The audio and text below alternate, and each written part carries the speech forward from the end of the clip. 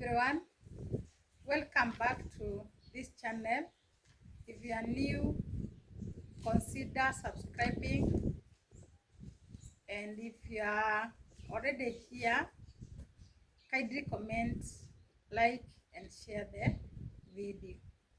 So today we are discussing about parenting because we are so much intentional about bringing up a well emotionally, physically, cognitive children who are able to function and to become responsible even when we as parents we are not here.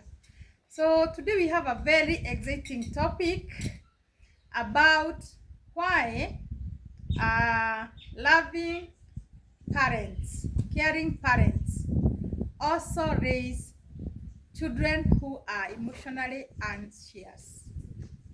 And to start with, we shall discuss about what anxiety is.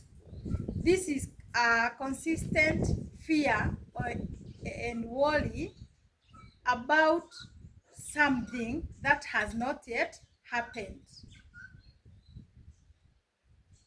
And so you can be providing for the children, doing everything that they want. And also the children now, they are anxious because they don't know, they are not well prepared about the happening. What will happen? What if? Those questions, they don't know how to answer them. And it is your role as parents to guide your children to be in an emotionally stable environment that will reduce anxiety. Remember, this anxiety can affect them throughout their life. Whenever they do something, they want to do something, they have that constant fear. They are worried because they are not sure and they are not confident about themselves. So, how do parents contribute to children anxiety? Number one is being overprotective. Yes, we need to protect our children to make them to live in a safe environment, secure environment. But there are some things that you need to leave the children to do by themselves. Whether they will fail or not, whether they will do mistake or not, let them do. And if you are becoming too protective, that means, remember, you will not live with this child the whole of your life. They will become teenage. Maybe those who go to boarding school, they'll be going. After teenage, they will go to colleges and universities. If you are too much of a protective, how will that child cope with the challenges that are out there? And remember, there are many. So if you are too protective, remember, you are not only ruining your child's life, but you are creating a very anxious child who will not be able to manage him or herself as he grows. Number two is solving every problem for them. Remember, we want these children to be problem solvers. We want them to make decisions, rational decisions, being logical in the activities that you'll be doing. Follow schedules, follow routines. So if you solve every problem for them, how will they be creative? Will they become critical thinkers? Will they even develop the life skills that will help them to cope with the challenges in life? This one is something that we do, and we do not know Because now when their children are left to solve problems when you are not there, this anxiety will be with them the whole of their lives. Then the other point is setting up very high expectations.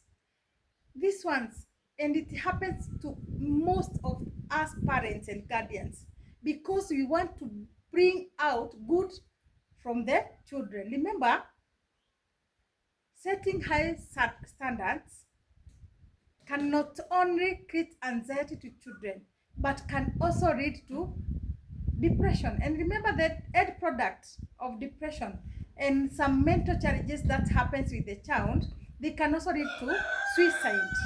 Because you parents, you'll just lose your child just like that, because you have set up very high standards instead of focusing on the child's creativity and talents. You are setting your own targets. This one will not go right in line with the child. So let's take care of that. Then our anxiety to the children. Even you as a parent, you can learn, and you have to learn how to manage your own anxiety. Because when you are anxious about something, that one will go direct to the child. Remember, a child learns through observation, imitation, or modeling, all this demonstration, all this trial and error.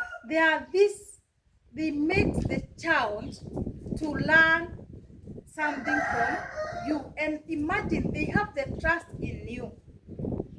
So when you are anxious and you are not able to manage your anxiety or to cope with your challenges, this one will also affect the child, and it will lead to that child becoming emotionally unstable. So we need to take care of that.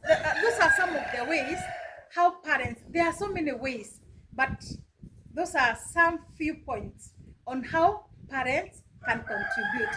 Remember to add your own points on the comment section. Don't forget. Then, should the parents do instead of making the child or bringing up a very anxious child? What can we do?